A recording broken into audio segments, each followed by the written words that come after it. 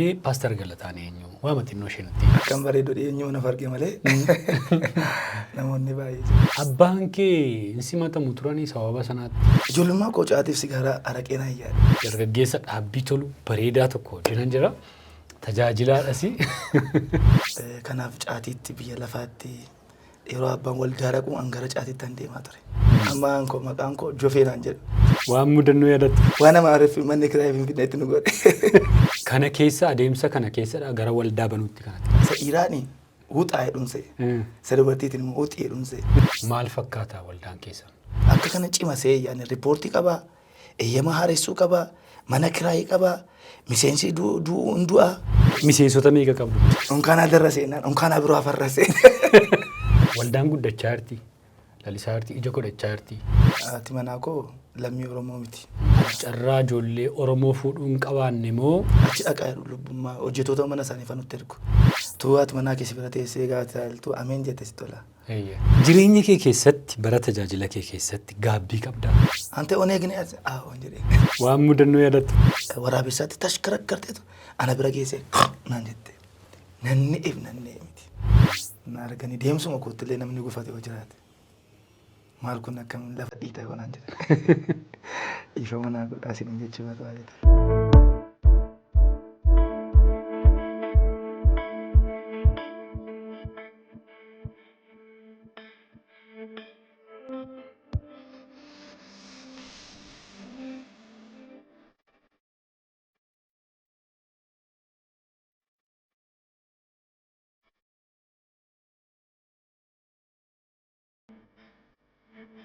Bakka jirtan hundumaatti nagaa fayyaanni Waaqayyoo isiniif haa baay'atu. Akkam jirtu daawwattoonni Budduusee TV.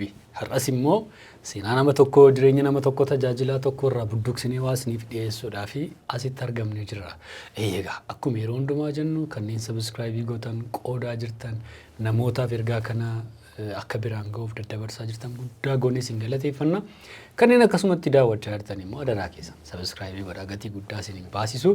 Kanneen ardiiwwan adda addaa irra teessanii nu daawwachaa jirtan biyya keessa Ameerikaa, Awurooppaa, Awustiraaliyaa, giddu galeessa bahaa, Awurooppaa keessa, Afrikaa keessa, biyya dachee Oromiyaa, Itoophiyaa keessa teessanii nu daawwachaa jirtan hundumaaf nagaan keenya kabajaaf jaalalaa isiniif haa baay'atu. Egaa qophiin keenya Budduusee TV guyyaa har'aa kunoo jalqabeera. Akkuma yeroo kaanii har'as leensii cuukkoonii cuukkoo bareedaa qorii dinqii tokko nu dhiyeesteerti. Dhugaan ajajadhaa lafa jaallattanitti lafa feetanitti isiniif ergina. Keessummaa koo guyyaa har'aa wajjin wal isin barsiisa. Guyyaa har'aa dargaggeessa dhaabbii tolu bareedaa tokko jiran jira. Tajaajilaadhasi. Pastor Galataa Gabbisaa wajjin jira. Baga nagaan dhufte Pastor. Baga nagaan dhufte. Egaa bareedaa ta'uu kee dhaabbii toluu kee maaf annasare? Atau akka durba bareeddu. Egaa maaliif wanta namni qabu jajuun hin wayyu? Namoonni hin bareedda siin jedhanii hin beekanii? Hin jedhu baay'ee jedhu. Akkam bareedu eenyu na farge malee. Namoonni baay'ee jedhu. Yaa dhaabbii bareedaa qabdaa moodeelii faa ta'e siin jedhanii hin beekanii? Naa yaalanii turanii gidduutti na ilaa kutan malee utuun ta'uu nan barbaada. Beeksisoota tokko baata hojjetteeti. Nama seenaa yaadatu durba daamiti. Amma arga namni na too'isuutti kee anuu deemsa giddiraan jira. Akkam yeroo tokko suufii uffattee karaa dhattee gaafachi baatu. Waan jedhanii namoonni. Baay'ee dhiyeenya tokko utuun karaa waldaan naqaa jira. Akka nu fadhees akkam bareedus ofii kootiin quban qabu. Karaara tun deemaa jiru tokko namni na beeku na dubbisaa jira. Inni na beekne immoo Amaariffaan qoonjoo kosoo hulluu waddaal jedhee dhufee na dubbise. Dhugaa. Haa ta'u dhugaa ittumaan jalqabnaafan akkas jedhee wanta bareeduun hin bareedachuun gaariidhumadha. Dhugaadha. Wanta badeen immoo badeerachuun gaariidha. Baay'ee nama kan waaqayyoo tolchee hundumtuu kan namni of jaallatu keessa duwwaatu tana keessi bareedoo qaba. Kan uumaan waaqayyoo hundumtuu bareedaadhuma. Bareedaadha. Hojiin harka waaqayyoo hundumtuu namoonni funyaan koo godeessa jettanii hojjaan koo gabaabaadha jettanii. Baay'ee bareedu. Bifti koo jettanii ilkaan koo akkas jettanii hundumtuu bareedina mataasaa qaba. Waaqayyoo hojii isaatti sirriidha. Garuu immoo qubii wal caalteedhaan miti. Akkuma kana malee waan biraa miti. Xinnooma tokko namni wal caccaaluu danda'a. Jechumaaf kaasne malee waaqayyoo hojiin isaa qajeelaadha. Daawit immoo bareedaa gootee waan na uumteef si galateeffadha. Waan qabnutti galateeffachuun gaariidha. Waaqayyoof galanni haa ta'u. Egaa guyyaa irraa Paaster Galataa wajjinan jira. Paaster Galataanii hundeessaa waldaa tokkooti.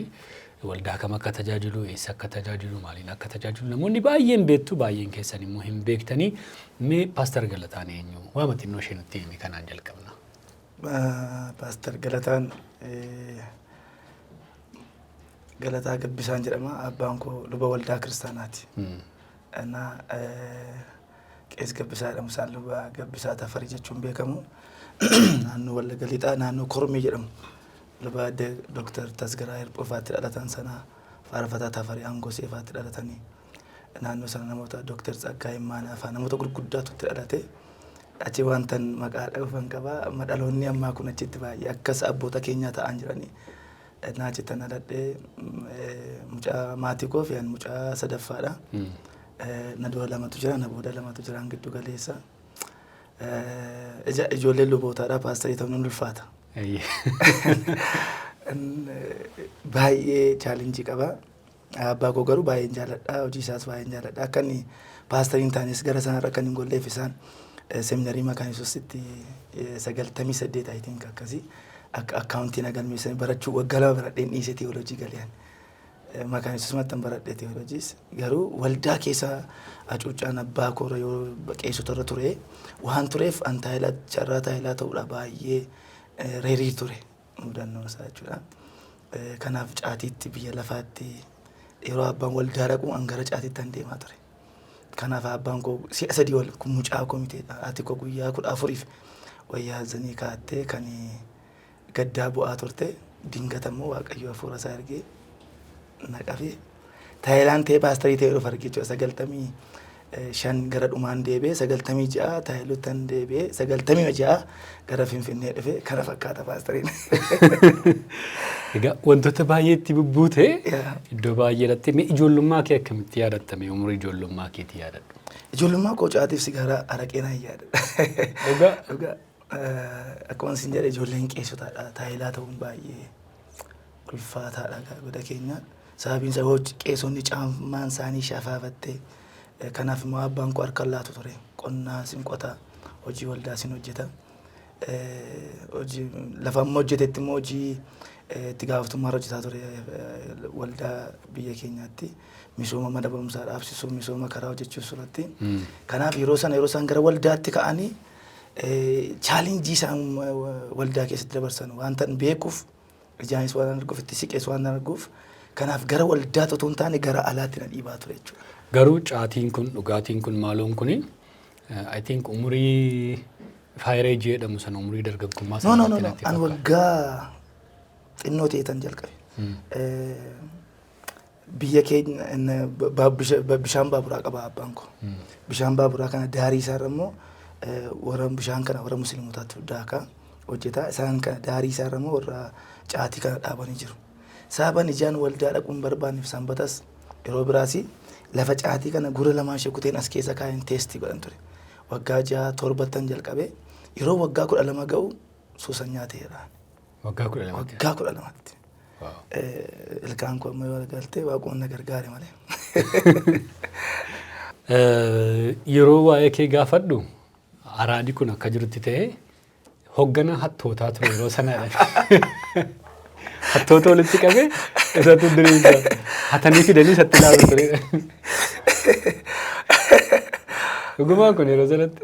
Dhugaadha. Keessumaa abbaan akkuma isin jedhu hojii miishiniitiin naannoo annajoo deeggaroo jedhamutti dhaladhee deeggarooti gara naangoo dhumne naangoo kormee jedhamu kormeeti callee jedhamu ahira dhumne. Yeroon dhufu kan hundumaa dabalaa man deeme. Ijoollee jaallamwwan baay'ee fachaan dhufee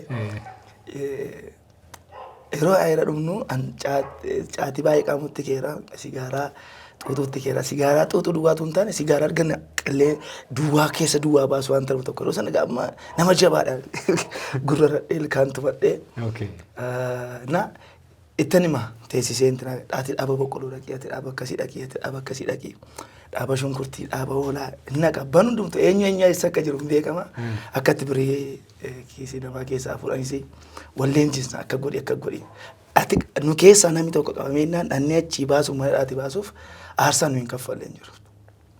yeroo kana dhaaba shunkurtii tokko iyya. Dhaaba shunkurtii fi kadhanna. Maa inni gaafa akka nama dhimame. Ila asuman 650 kaa'ee dhabe gaafadhan maqaasaa abaluu 650 inni bare. Akka abbaa fuudhe san. Maqaan immoo walii waamnu. Ammaan koo maqaan koo Jofeenaan jedhu. Isa kaan Foolaan jira, Galxebbeen jira, Kossiin jira. Maqaa masoo kan biraatiin wal waamna. Amma na waamuu yoo barbaadan balbala dhabanii. Jofiloo maatiin namni hin beeku maqaa kana duwwaa beekaa gaditti hin ba'a jechuudha. Koodii. Garuu carraatti sana dhaabdee yaadatta? Yaa carraa hamaadha. Ani nama guddaa ta'uuf yeroo sana iyyuu baay'een carraaqa yookaan qabeenyaan yookaan barumsaan waa tokko keessaa bahuudhaaf naawwan ture. Baay'ee suusii dhaabuudhaaf murteessaadha. Suusiitti gara Yesuusitti waan jedhamu yeroo baay'ee dubbadha. Nama guddaa ta'uuf utuun hawwu gaaf tokko waa hannee dadhabne gaafa ijoollee hanna gaafan jedhu san qophaa koomiti ijoollee baay'ee jiru namoota gurguddaas jiru. Yeroo hannu kana wanta yeroo sana gaafa mootummaan ilaalchanii Wallaggaaf qabus beektaa kan mootummaa irratti xiyyeeffannaadha kaayyoon keenya. Mana hospitaalatu saamama, hospitaala ayiraatu saamama. Gaafa hospitaala ayiraa saamamu wal lolla. Ani maatii mucaa qeesiiti maqaa abbaa kooti munan eeggadhachumatti. Kanaaf maaliif kun irratti wal lollee inni kaan qabamu qabame inni badu badee nuuma achiis kana dhaabuun qaba maqaa abbaa kootiif hin ta'u kuni waan jedhamu waa'ee hannaa kana lammatan kaasu'ee baay'ee wanta ittiin haataa turan anatu dhaqee haatee fide iddoo biraati. Bakka saayimuun gaarii miti. Jaakeettii ittiin hatan natu biyya biraatii dhaqee fide. Halkan sa'aatii 12tti ayiraa kaana hanqoo qophoomnaa magaalaa biraa deemnaa dhannee achi hojii hojjennee achiin isa kana finnee dhumne magaalaa biraatti ayiratti deebi'uu qabna. Halkan deemaa bulle jechuudha. Gaafa finnee akkeetiin jennu hanna kana dhaabuun qabadhee murteesse lammata maaliin ka'uun qabaa barumsaan ka'uun qabadhee murteesse. Barumsa immoo deemeera. Sa'aatii elementariitti barachuu nara ture. Kutaa 5 dhiisee barumsachuu nan danda'a. Kanaa chaannu maal kutaa 5 gara amma kutaa 5 semesteraatti tokkoffaa bahaa turre. Achitti gaafa dhiisnu musliima tokko annisitti meera. Carraan guddaan an qabu waldaa miti. Gara sanan ilaala. Sababiinsa faazareerra si'a 12 wal carraa biyya alaa yaalee dhabee iddoo sana biraa waan erganiif nusin baqa waldaa keessatti wanta waaqonni waan bishaan wanta nuuf hin turre. So yeroo kana musliima tokko biraan kan firoome. Musliimichi immoo qaraa hin caatiin qaamaa xinqulaan hojjetaa namatti dhufee indaaqqootti kennu irratti nu xoqqolee anamma sa'a 9 kan isa biraan qaamaa tun jedhuun itti maddanis naaf hojjedhuunis tokkoffaa bo'uun barbaadan jedhe. Tokkoffaa bo'uun lakkaa qorichaanis hojjechiifachuunis hin dhufu dubbisuudhaan dhufa. Dubbisuudhaaf immoo inni irra jaambi godheera. Umrii koo wajjin tinaateera. Kutaa 5 amma 8-9 keeramma. So gaafa naqeetti immoo inni Jofiloo naan jedhe egaa Jofiloo naan jedhenis hin dubbattu mistara kana hin dubbadhu. Namni tokko naan jedhe yootti bu'ee yoo akkas godhee hin maraataa hin dhukkubsata naan jedhe waraqata wayii irratti baaba barreessee manatti laate. Yeroo baay'ee nan arga namoonni dhufanii indaaqqootti laatu. So gaafa kana marii natti laatee fudheen galee mucaan tokko jira abdiidhama amma biyya hambaa jira baay'ee kadhatanni. Fuudhee galeen dhaqee lafa qayyaban barattooti lafa qayyaban sananii dhosseetan akka hinaan jedhetti dhiqadhu waan urgaa godhi caatii qaamii seenaan isaa bal'aadha garuu nan gabaabsa godhiitii namni tokkotti bu'ee naan garuu maraata. Yeroo kana anutuun hin jiraatiin gaaf tokko xalayaa kana diiganii isaan waan durbinaa barreessiteetti fakkaatee diiganii dubbisan. Gaafa dubbisanii ana duwwaa beeka mistara kana gaafa dubbisanii ka'an. Ani mana barumsaa dhaqee gaafa mana barumsaa dhaqu wanti inni naan jedhe naa hojjechuu dideera. Zeeroodha bakka. 100 keessaa 100 fidadhee an tokko yoo fidaan jiru. An tokko yoo fidaan jiru. Xalayaa kana immoo ijoolleen hiikaniiru. Gaafa inni irratti ilaalu isaan waan tokko iyyuu hin taane. Borduu namitti bu'ee hin du'a naan jedheera. Namni tokko waan tokko mataan dhukkubsatu. Isa booda waraqaticha nan cire. Isa booda wanta caatii suusii jedhamu kan dhaabuudhaaf murteesse. Abdiin kun dhugaa natti ba'e jechuudha. Mana keessatti dhaadhee indaganaa dhugaa boomsaa kan biraa. Yeroo kana akkan dhiisuuf nan murteesse garuu dhiisuu hin dadhabe. Bor waldaadhaan nanaan jedhee otoo jirru taayilaan tokko deemaa dhufa. Hunda keenya nu waamee isa keessaa na waamee jilbeenfadhu naan jedhe nan jilbeenfadhee hin beeku. Waanan keessa darbe hundumaa waaqayyo karaa isaatti dubbate waanan ara ta'us natti dubbate nan bo'ee na duukaa sagantaan mana sana keessa jirullee ammarraatti guyyaa jimaataatti guyyaan suni sagantaan sunitti fufee anis achumattan amanee akkasittiin kadhadhee gaafa torbee isaatiin hafuura qulqulluun guutame wanta teessa boodan beeku. Jijjiiramee mana farge. Kana booddee hin jiru bakka. Waa'ee suusii, waa'ee caatii, waa'ee maali?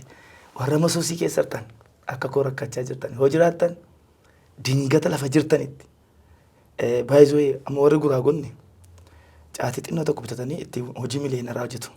Innan keenya caatii hin bitaan qaamaaf sammuu isaa fuusoof gochaa oolaa caatii isaatti namne birrii isaatti namne sammuu isaatti namne hojii ittiin hojjetu hin qabu yeroo isaa gubaa fiizikaalii isaatti hawaasummaa irratti caatiin kan akka caatii nama miidhummoo hin jiru. Kan jireenyuma keessaa tootaalii si baasa. Kanaaf anarraa baradhaa ofirraan bareetan jechuun barbaada sirraa. Ergaa wayiitti akka waaqayyo isaanii yoo murteessan. Ilaa yoo arra murteessitan anaan inni na eega nan beeka fani. Yoo arra murteessitan gara waaqayyootti yoo deebitan Yesuus suusitti nama bilisa baasa. Haa ta'u egaa waama bareedaa haasa'aa jirra kabajamtoota daawwattoota keenyaa guyyaa irraa Paaster Galataa Gabbisaa wajjin jira. Araada gadhee keessaa waaqayyo sahii kee maatii luwaa keessaa garuu waan tokko si gaafachuu barbaada. Ollaan beekaa, firri beekaa, magaalaan beekaa, biyyi beekaa akka araada sana keessa jirtu. Abbaan kee hin simatamu turanii sababa sanaatti maatii irratti dhiibbaan faan jiru hawaasa keessatti. Hin jiraata. Abbaan hojii guddaa hojjeta hawaasa keessatti. Mana barumsaa addaan citee ture illee jechuudha. Hawaasi baay'ee jaallata. Sababiin isaa beeka akkam miidhaa qabu na loluu na eegsisaniiru maala godhan. Waa isaan nan goone hin jiru.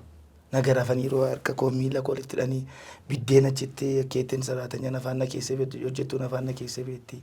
Humna isaanii gararraadha. Na dhugaan bulaa. Achii ba'ee immoo dhagaa itti guuraa ala ba'e immoo. Manatti dhagaa guuraa. Eeboonti darbatee beekaa. Kanaaf furmaati isaa hidheetu abbaan mammaa koo wajjin kadhachuutti ka'ani. Kadhannaadha kan nama jijjiiru. Kadhannaadha. Waaqayyoof galannaa ta'u Iyyasuus Kiristoosiin erga abdiin dhugaasii ba'ee booddee argite jechuudha bartee jechuudha. Sana booddeeti gara booddeetti hin jenne. Hin jenne. Tun du'eeyyuu baay'een barbaadan ture. Tun dhugaa ba'u. Isarraa kaasee baay'ee magaalaa Finfinnee kana keessatti akkan dhugaa ba'uuf karaa naa ta'e yeroo sana ka'umsa yeroo sanaati jechuudha. Mee Finfinnee carraa akkamiitiin dhufte? Egaa akkuma sila sii kaasuu yaale abbaa koof carraa biyya alaa si'a 12 laatanii si'a 12 jalaa dabarsanii. Kanaaf yeroo sana akka isaan carraa mana barumsaa seminariitti barataniif irra deebi'anii laatanii fi isumallee jaaladhee dhufe jaarsi isa dhufu sammuu baay'ee barumsas danda'a. Dhufanii as dippiloomaa barataa maastarsii digirii barataa maastarsii isaanii baratanii innaatuu yeroo isaan digiriitti fufaa jiranii ani amana yeroo sana dhiiseen deemu Galataan amana jechuudha ga'anii dhiiseen deemudhaan. Yeroo sana immoo ijoolleen namoota gurguddaadha. Yoo dandeenyaa baate Finfinneen geesse si agarsiisa. Anaan immoo Finfinnee na fidanii gaafan dhufu Amaarfaa biyya teenya maannaa hiriira na gaafa ijoollee baasaa turre 94 92 mana barumsaa dhannee jeennetu ba'aa gadeenyaan gabaafaatti dhannee intinaa taana Finfinneen keenya gaafa naas Oromooti fakkaata buraayyuun keenya gaafa dhufu garuu Amaarfaa duwwaadha. Waan tokko hin jiru. Waan tokko hin jiru. Namni nagaa nu gaafatullee tokkoffaa dammaa innaani damma miti dhiigaa. Damma inni tokko funuun dhaabate. Okay. Damma innaan damma miti kun damma miti dhiigan siin jedhee. Onkaanaa darra seenaan onkaanaa biroo afarra seenaan. Waan nama ariifu manni kiraa Finfinneetti nu godhe. Itti dhufna. Kana keetti nan dhufee abbaa yeroo isaa dhufanii na fidee dhufanii asitti na fi seminarii ma keessan ture. Kana ture. Egaa na dursitee jalqabdee abbaa kee wajjin dhuftee afaan Amaariffaa baruudhaaf Paaster Galataan baay'ee rakkate. Nama akka isaa gidiraa argan jiru waan baay'ee dheeraa jedhanii natti misa kakaasi. Egaa barumsaa achi addaan kuteen as gale. As gaafan galu manni barumsaa afaan Oromoo tokko iyyuu hin jiru. Yeroo dhufu as mana barumsaa tokkoon galee mana barumsaa sana gaafan galu gibaa yoonaan jedhanii an manatti galii naan jedhuun see malee kilaasitti ol galii naan jedhuun dhaabadhee lolaa ijoollee intinaati naa galuma dide bakka baay'een cannaqamee yeroo sana ispoortiin teekwaandoon galu murteesse. Sababiin isaa utuma hattuun tokko na qabalte illee mana ofirraa jedhutti namni na bira gaadhe tan achi galee achitti keessatti luba Waaqayyoo afaan argee ispoortii hojjetu isaan waa gaggaafachuuttan ka'e namoonni garaa garaa turanii Amaariffii baay'ee nu danqee yeroo sana salphaa miti. Waan mudannoo yaadatti faasa akkama dammaa innaan damma miti dhiigadha jetti sana fa'a. Wantoota yaadattu maal qabda keessumaa? Egaa yeroo sana keessa mana barumsaan keessatti jiru keessa ijoollee afaan Oromoo danda'an walitti qabee Oromiffaa akka isaan haasa'an namni akkuma dandeetti hirriiqqata afaan Oromootu haasofnu sagantaa fellowshippii dhaabbanne. Achi keessatti immoo afaan haaraa duwwaan hawaasa waan tanaasoof tajaajilaa cimaatti fakkaadheera nan beeka waan ta'eef afaan haaraa garuu nan bobeessa bakka karaarra haasa'an deema naa tajaajilaa cimaatti fakkaadheera sagantaa Amaariffaa irratti na afeeran sagantaa Amaariffaa irratti na afeerran dhaqeen an beeku jedhi malee na jajjabeessan isa booda akka nama caaffadhee dhaqee tuun dubbisu iddoo tokko geessee ijoolleen Oromiffaa isaan baay'een fuuldura taa'eeru silattuma dhimmanii dhaggeeffataa jiru ilkaan isaanii argennaan harkaa bade Amaariffitti nu. Hin kolfani. አማርኛ አልቃለች እንግዲህ በኦሮምኛ ዴተ እጥብፌ ሴጠነቱ ኩፋ ሴጠኒ ጋፋ ሴጠኒ ኩፉ አነማ ኢራኒ ውጣ ሄዱንሴ ሰደበርቲትን ውጥ ሄዱንሴ እራዳበደን ውጢ በኢየሱስ አቃጥለኝና ውጢ አቃጥለኝና wuti jedhara wade Zakariyaas fajoleen jedhaman Joshua imbeet yaada sagantaa sana keessa natti naannanii kolfu isaaniif iyyuu diddeenaan itti nawaamanii keessa gaafa isheen caraan teebaatu gaafa galagaru isaanii mimmaan buusanii kolfu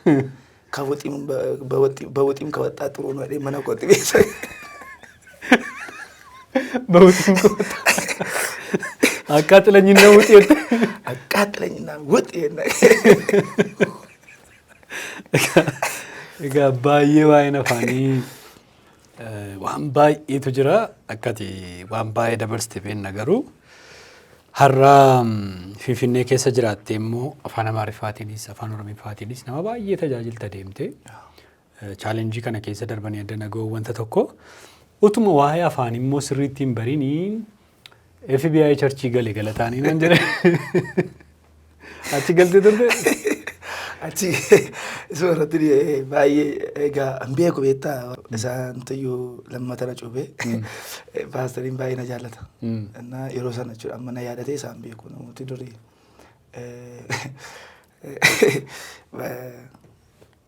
jarri baay'ee natti dhiyaatu na barbaadu mogosiin jira warra keenya caala isaanii natti dhiyaachuu barbaadu. Saajini isaanii waama sagantaa irratti 97 kan hin bare. Isa bira taa'eeluun barbaada isaanii akka Amaariffaan dandeenye hin beekan. Afaan ilaalanii amma akka duriyeen ture akka antina nan uffadhasi. Uffata shikkate. Saalbaajii yoo ta'u malee. Na gaafa naqu jaarsi na simatan. Gaafa nattaasoo hin jiru Amaariffi. Nattaasoo waan hin jira. Hin jiru. Paastar Daawit ittaasaa hin jiru. Hin jiru. Taa'ee isaa kan dhufe na gaafannaan wallaggaa maxxaan jedhee bakka. Kanuma. Amaarinya yeellechuu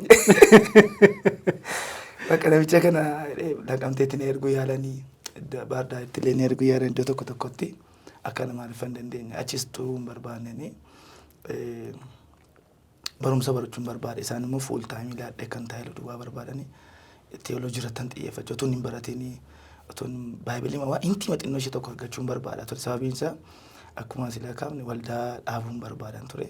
Kanarratti yuutiin gaaf tokko keeree waaqayyoon kadhadhe yoo na gargaarteen jedheen afaan Oromootiin yoo carraan alaatte yaadamu gaaroo sana yoo nu gargaarte yoo na gargaarte ani magaalaa Finfinnee walakkaatti afaan Oromootiin waldaan dhaabadhin akka nama silatii wayii siiluun akka ittiin waadaa galee hin turre FBI'n ba'ee immoo Naazaariin galee waldaan Naazaariin immoo akkuma na simatanii hin turre isaan immoo nan cina Amaariffaan hin dhibne.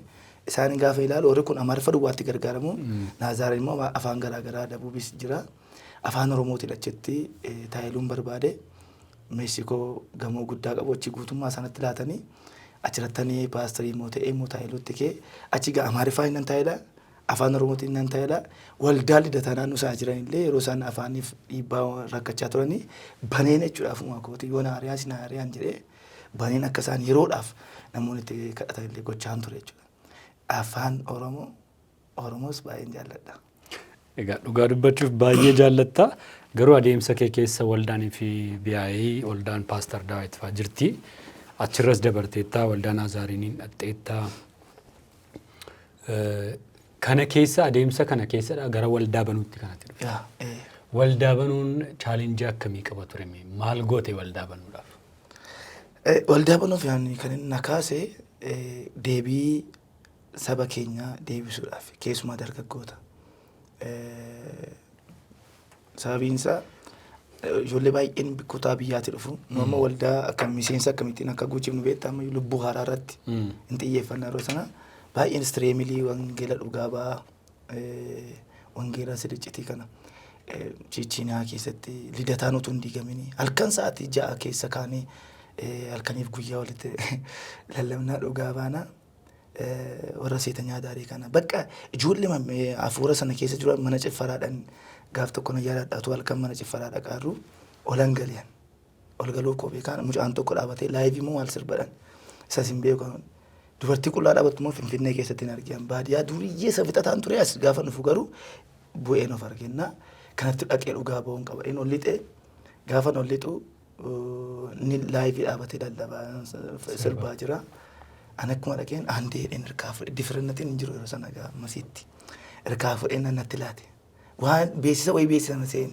laala agartee dukkana sana keessadha sa'aatii 6 boodadha yeroo sana immoo namni understand si godhu jiru bara sana yaadadhu meegaa federaala duwwaadha gaazii duwwaadha natti laate mana ciffaraa sana balaslaan jiraachuu handaan beeku an sagalee kool kaaseen amaariffaa faroo hin faan qatqat godhi wangeela dhugaa bee namni lama mi'a gaaddii yeroo sana argeen gaafa sana galgal amma na gagga waan ta'e samma dhumuun sitti ma na fuudhee beetu akka nama sooftii lafa buusuun gaafa isaan na darbatan ispaaltii irratti jedhee gaafa nachii ka'u hollee kodhii gad bu'aadha.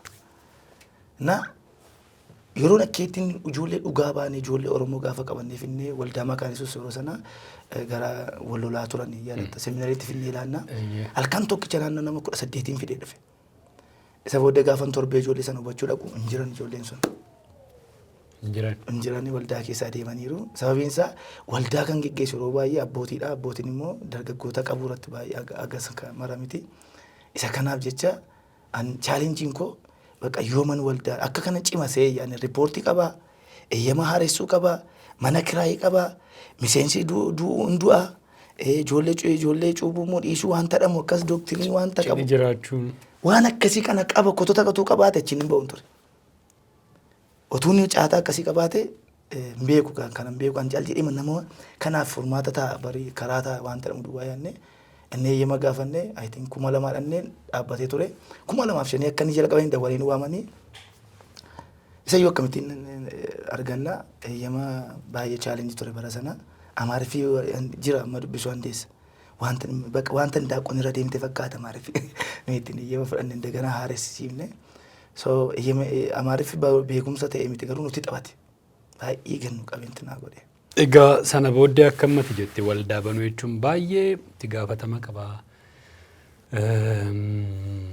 Hojii guddaadha waldaa jechuun sabaa furmaata ta'uu isaa yaada malee namni baay'een yookaan waldaa banuu isaa yaada malee akka miseensi du'u, akka namni wal fuudhu, akka cuuphaan jiru, akka wal loluun jiru, akka riippoortiin jiru, namni rakkinni uumamee akka poolisiin dhufuu danda'u, akka mana kiraayii keessa namni nama ari'uu danda'u, akka bara koronaa akka dhukkubee dhufee waldaa cufu waan baay'eetu jira. Yeroo sana immoo akka kanayyuu waldaan afaan amma naannoo keenya naannoo waldaa 52 oltu ture riisarchii goonee jechuun qorannee afaan Oromoo garuu tokkittii ture.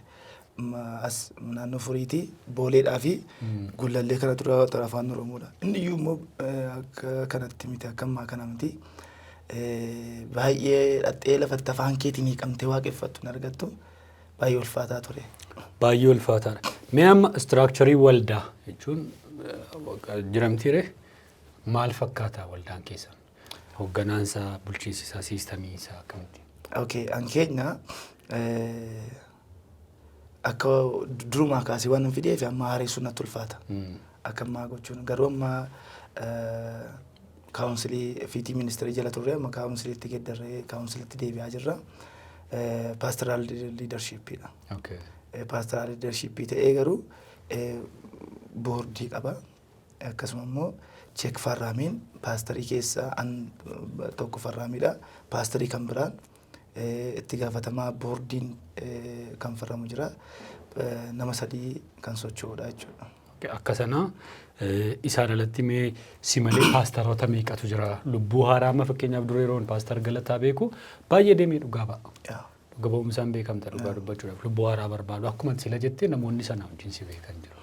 Waa'ee lubbuu haaraa irratti waa'ee seexana ari'uu irratti dhugaa isa kanaan iyyuu kabajamtoota daawwattoota keenya hamman isa beekutti dhugaa ba'uu fi nan danda'a. Mudannoo seexanaa baay'een qaba. Itti deebinaa waan baay'ee nu kaasuu dandeessa. Amma garuu waan si gaafachuu barbaade fakkeenyaaf maqaa waldaa keessanii maal jedhama? Paastaroota meeqa qabdu? Namoonni yoo dhufanii akkamitti tajaajilamu isin biratti? Amma paastorii almost gara paastaroota 5dha kan of jalaa qabnu ana malee.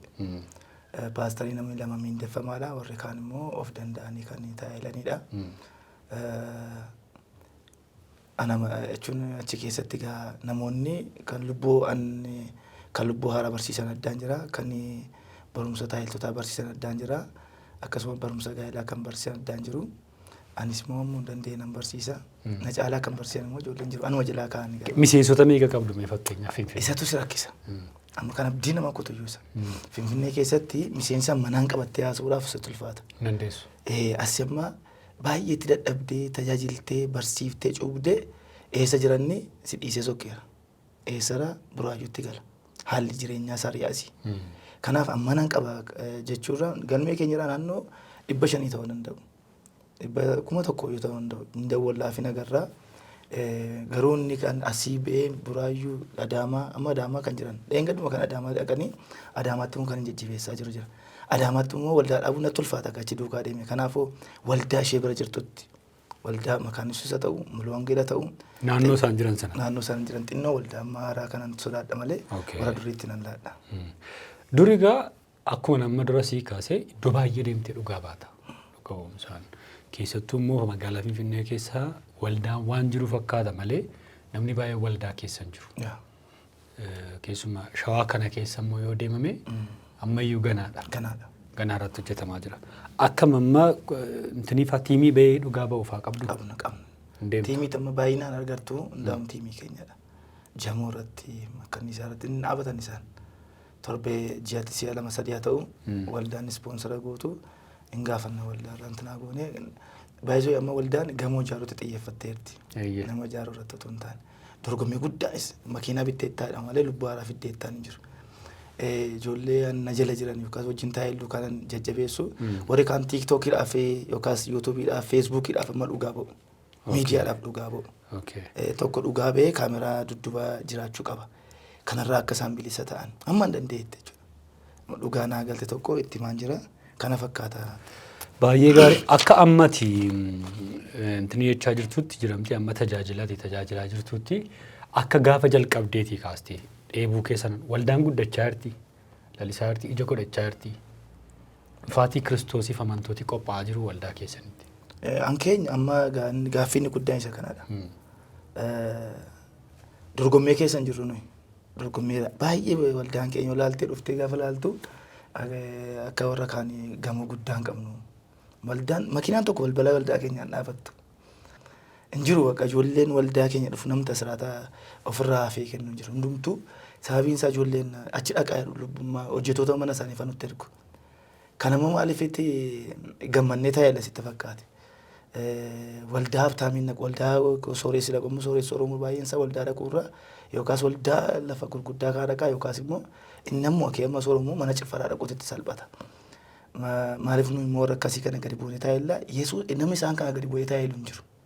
Zayitii gurgurru bishaan gurgurru hin qabnu toluma isaanii kadhan amma waldaa iddoo biraatti 1,000dhaan harkarra keessa.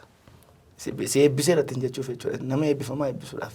Ankeenya bira waanta akkasii hin jiru. Amma dandeenyetti of eeggannee taa'ellaa kanammoo kan gochaa jiruu fi dhufaatii Kiristoos akka uummatattee kana hamma dandeenya guutummaatti jechuu hin danda'u.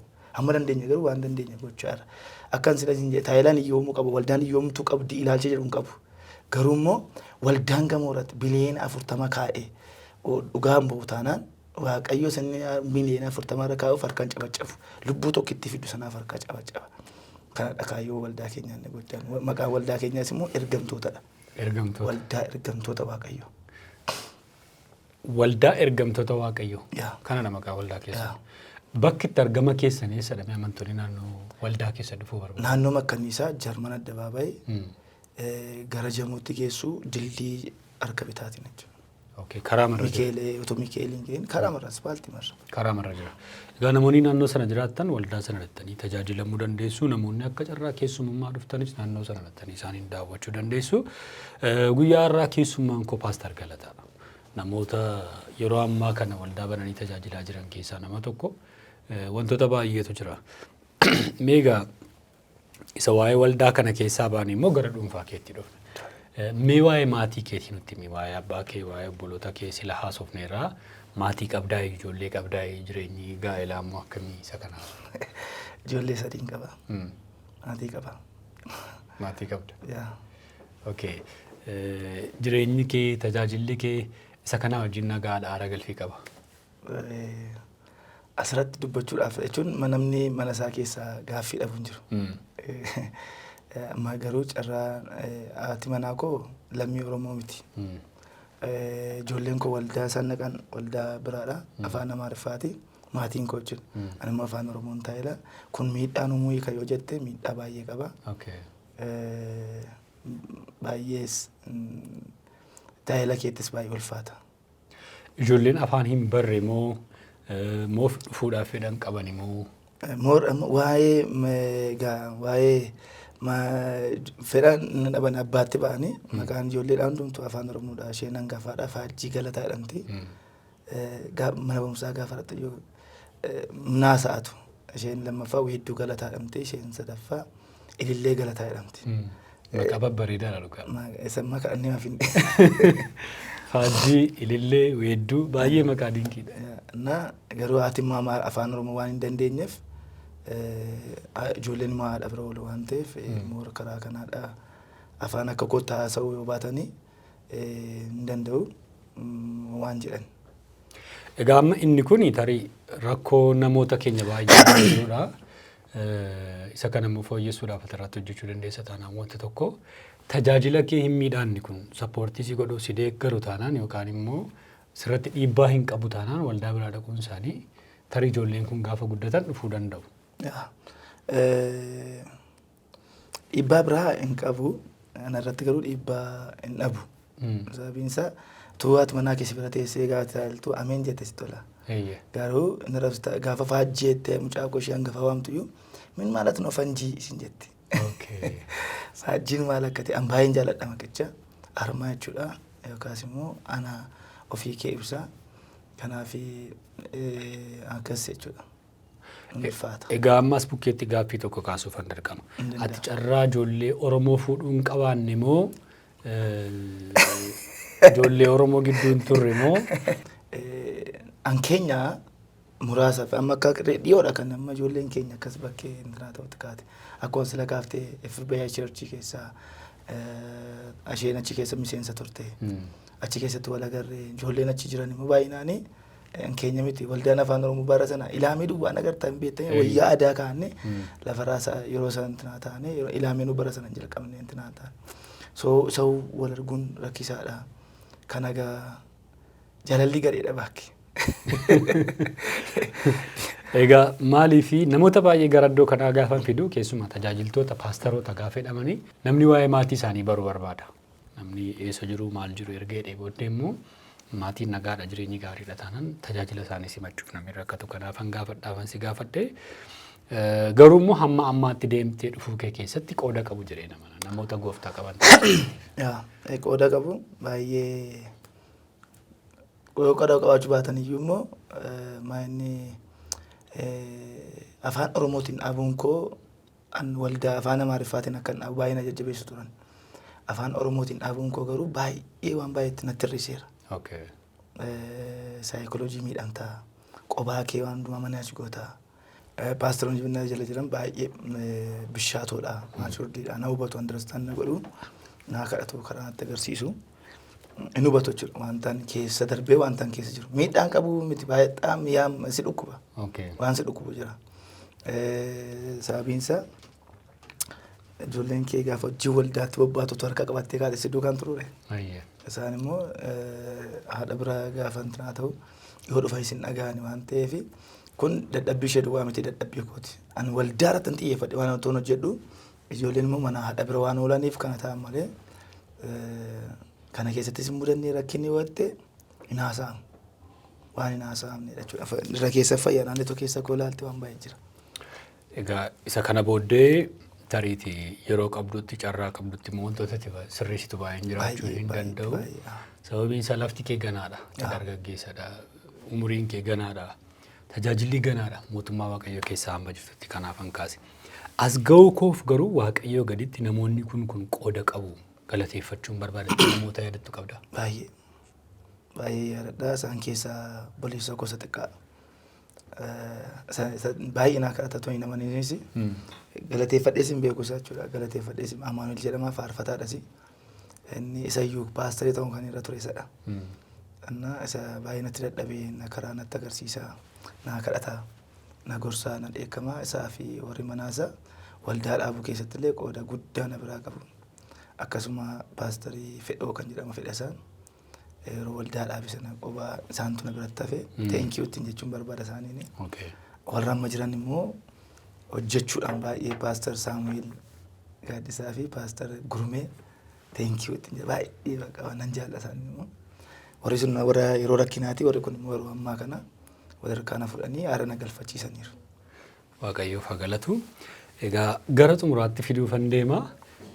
Waa'ee afaanii wajjin wal qabatee mudannoo qabda keessattuu seexanaa irratti. Mee waatti nu dabaliiti xumurra. Si'a tokko gaara irratti kadhannee gadi buuna. Yeroo sana kadhanni gaara hin shaakalamne akka ammaa kana miti. Achirratti kadhannee otoo kadhachaa jiru poolisoonni 14 dhufan. Innaa isheen tokko ajajjuu isaaniitti bara sanadha jechuudha. Naan ta'e naan jette. Annaqeen macaafa qulqulluus afaan Oromoo guddaa sana baadha. Mindinoo itti gaafa laaltu afaan Oromoodha. Mindinoo afaan Oromoodhaan jedheen qubeedhaan moote. Ante oneegne as waan jedheen. Akkas jennamu. Goras na kun nama mudatee tureera. Seexanni salaalee tun ta'e ilaalu waldaa guddaa keessa erga waldaa guddaa miti waldaa konfereensii qopheessanii nu waamanii faarfattuu Gaaddisee Gajoo jedhamtu wajjin wal fudhannee akkasuma taa'ilaa tokkos fuudhee dhaqeera. Cheetoo taa'ilaa irru iyyitee seexan hundumtu. Natti tole bakka waan ergisii kaasee seexan wajjin badaa intinaan ta'u ilmaan ifadha malee. Isa dura garuu waan humna kootiin baasutti fakkaata. Kadhannaa koon qajeelummaa koon qulqullummaa koo waan baasuu waan natti fakkaatuuf iyyitee gaafa isheen achi seexanni maraatu ganaan si lafa lafsiisaa itti kostor itti dheetan jalqabe. Ini muut isheen ini muut waan jettu ini muut safara seexana nama baay'ee keessa iyyeetu ishee tokko duwwaa keessatti hafe ini muut tima intiraate imi mistara kana gadi baafta iman irra dhaabadhe fokkora luman fokkora sabooda miila ishee harka ishee akka goote miila ishee walirra keessee akka waraabessaatti tashkarakkarteetu ana bira geessee naan jette nanni miti sabooda nan kadhadhe Waaqayyooni guyyaa gaafa sana jalqabee taatuun maraatuun as Jarman dabaabee karaa irratti fayyee beeka waldaa furii maqaan Yesuusitti laadheera inni iyyaa guyyaa gaafa sanaa kaasee garuu seexana kamii hojiin hin qoosu. Naas ofsiisu deemi waama gooftaan godhe deemi maqaa gaafadhe maqaa yoon deeminaan deemii malee hojiin hin abadatu guyyaa gaafa sanaa kaasee naasuun ne ammaatti ni yaadadha. Dhaabattee naas ofsiistuu kana godhi sana godhi nyaatta. Deemiidhuma baqa. Teema akkasiin jennaan innaati. Otuun ilaalu waraabessa taate otuun ilaalu miila walirraa keessatti akka nama sitti kana salphaa miti. Sana booddee garuu ifattanii keessaa baaftan. Beete keessaa baate bilisa baate nagaan galuu kotta Waaqayyoon galateeffadhee waan baay'een irraa baradhe. Haa ta'u. Jireenya kee keessatti bara tajaajila kee keessatti gaabbii qabdaa utuun kanan goone ta'e adeemsa kana keessatti iddoo kanatti sun akkasiin goone ta'e wanta jettu qabdaa. Inni buu gaabbiin hin dhibu si'a tokko atun maqaa paasterii ulfaatan amma qees balinaan si'a 2-3 bira dhufanii si'a tokko raajii naan jedhan si'a tokko apoosterii erga waldaa anuma waldaa 11 ol dhaabeen ture. Waldaa 11 kanayyuu ijoolleen tarra jiranii eeyyama baasii fi kan isaanii fudhatanii lafa bitatanii gurguddataniiru. Sabbataarraa, Holataarraa, Askaraa, Adaamii ture iddoo garaa garaatti jechuudha. Namoota waldaan jala yaa'an. Innaa maqaan ulfaataadha. Paaster amma utuma karaarra deemtu namni maqaa galata dheessi waamuuf paaster dheessi waamu tokko miti. Innaa maqaan kun baay'ee na sodaachisaa. Firiidemii dhabdaa. Eeggannaa si gaafata. Kanaafi umurii malee maqaa kana baadhee nan jedha si'a tokko baay'een sodaadha maqaa kanaaf. Ittaanee waan jechuun maqaa kana baachuu keef gaabbitamoo of eeggannoodha moo sodaa? Sodaa baay'eedha. Bakka firiidemii hin qabdu. Namni siloolee mirga kee eeggattu. Ati paaster amma hojii hojjechuu nan barbaada. Hojii hojjedhee kan koo isumaan kootii ankee miti ati paasterii miti isin jedha. Wanta nyaattee bultu sitti hin fakkaatu namatti hin fakkaatu. Innaa kanaaf isaan amma reefuu namni taayiltoonni kabajamaadhaan kana miti. Innaa baay'ee eeggannaa si gaafata. Baay'ee ulfaataadha maqaan kun jechuudha. Maqaan kun baay'ee ulfaataadha. Maqaa kana kabbaadhiidha. Guyyaa tokko nama tokkotu Meeksikoo irratti wal agarre.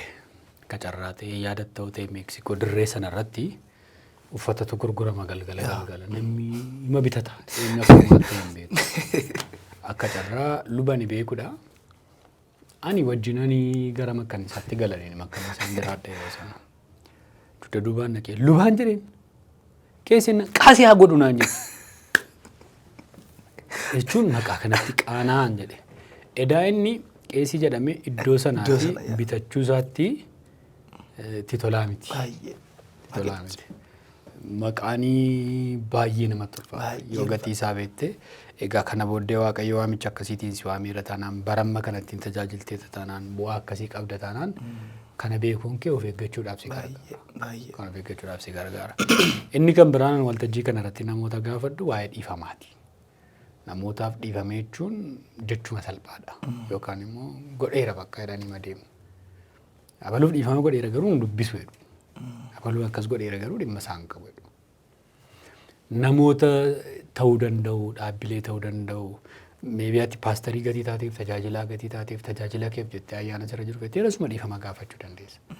Kanaan alatti garuu mata duree kanarratti dhimma kanarratti tun dhiifama gaafadheetti waa yaaddu qabdaa? Hin beeku.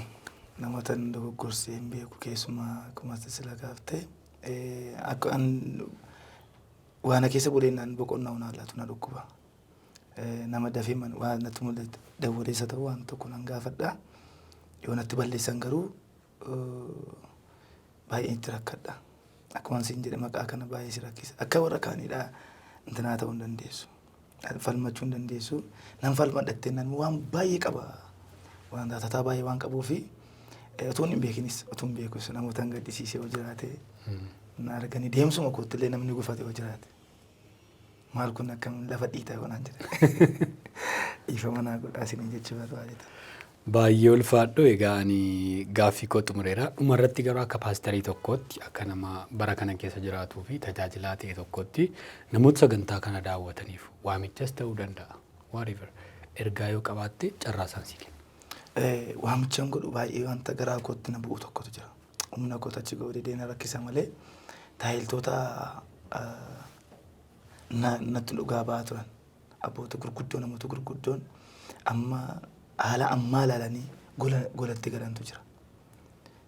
Yeroo hundaan soomaaf sagadaan nan kadhadhaaf namoota akkasii kanaafi namoota kadhachaa tureef immoo deebi'an immoo taayilatti deebi'anis waltajjii irratti wal argee qaba. Ammas immoo taayila bara si'inaa kana jedhanii abdii kutatanii dhugaatiitti kan deebi'an namoota kadhachaa fi ulee nan qaba. Yoo carraa margatanii na dhaga'an jechuudha. Namoota dur taayilaa turan cimcimoo turan baay'ee waaqa karaa isaanii goree seexana ittiin cabsaa ture abaarsa ittiin cabsaa ture amma immoo golatti galanii hafanii jiranii namoota jajjaboo namni miidiyaan hin arginetu jira namoota jajjaboo ana abbaa duukaa deemaa waan hin tureef yeroo isaanii makiinaa qabatanii ba'anii konfereensii ayyaana wangeelaa konfereensii waan jedhamu qees bal'inaafaa yeroo isaan waaman bara sana jechuudha 80 keessa isaan duukaa deemanii namoota taayilaa turan istiil arra immoo mana raqee jiran. Sababiinsa taayiltoota ammaa kana ilaalanii an akkasitti wangeelan bareechuudhaan kan kee erga akkas ta'an dhiisanii kan deebi'an isiniif Waaqayyoo carraa guddaa balbala guddaa isinii banee jira. Otoo isinitti hin dafaatii ganama kanaan iddoo keessan duriitti deebi'aa isinan jaalladhaattiin jechuun barbaada. Yoo carraa argattanii namoonni akkasii immoo jiraate immoo akka isaan na quunnamanii yoo kadhachuuf illee hamilee dhabee isaan namoota akkasiif jechuudha. Taa'ee wajjin haaseenatti tola. Ulfaadhu baay'ee fayyaa ta'e. Waltajjii kanarra dhuftee yeroo kee laattee nu wajjin haasa'uu keetii fi maqaa daawwattoota sagantaa kanaatiin guddaa godheensi galateeffadha. Isa kana malee immoo akka kabajjii toletti dhufuu keetiif baay'ee ulfaadhu. Barri kee hafe tajaajilli kee hafe milkaa irraa hafaa haa ta'u lafa yaaddee lafa karoorfattee waaqayyottiin si haa ga'u jechuun barbaada. Baay'ee ulfaadhu fayyaa naa ta'e baaqalee. Galatoomii baay'ee fayyaa ta'e. Egaan kabajamtoota daawwattoota Buddussee TV kanneen akkuma kanatti daawwachaa jirtan subscribe gochuun irraanfatina. Leensii cuukkoo baay'ee galateeffanna. Bakka jirtanitti ajajadhaa. Bilbila lakkoofsa bilbilaa asirra jirutti fayyadamaatii bilbila. Akkuma kana production bareedaa qulqulluu kana fakkaatu kan akkasiin biraan geenyuu fi ogeeyyii kaameraa naa wajjin jiran baay'ee guddaa godheen galateeffachuu barbaada. Akkuma kanas immoo Red Media and Production isaan baay'ee galata guddaa nurraa qabu. Isaaniin ulfaadhaa jechuun barbaada. Production kamiifiyyuu yoo barbaadan lakkoofsa bilbilaa isaanii asirra jiru irratti bilbiltanii isaanii wajjin hojii hojjechuu dandeessu. Yeroo kan biraa keessummaa kan biraa wajjin hangan deebi'ee dhufutti qophii kana qopheessee kan isin biraan ga'e an gammachiisu mataa baranaan ture nagaa waaqayyootiin jiraadha.